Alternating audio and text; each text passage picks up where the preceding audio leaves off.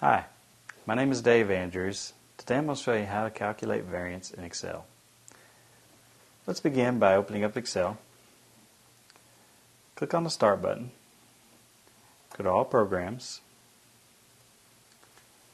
Let's find Microsoft Office. Just launch Excel.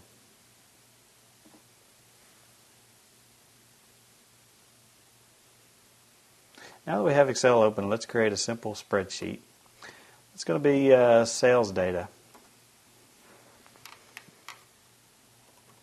per day. So to begin, let's just type day here. That's going to be day 1, 2, 3, 4, and day 5.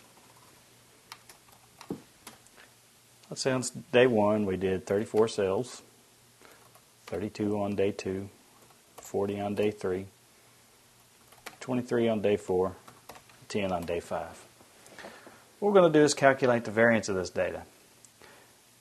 Put your cursor in the cell that you would like the variance answer to appear. I'm going to place it in B7 and click on Formulas at the top. Now the formula that we want to run is under the little books icon which says More Functions.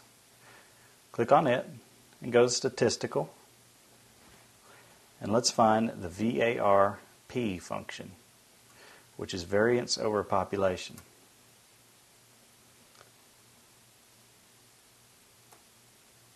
Now, the very first thing that we're going to select is the number of days by highlighting them.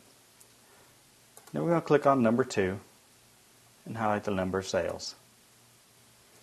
Now just say OK. As you can see, the variance has been placed into this field.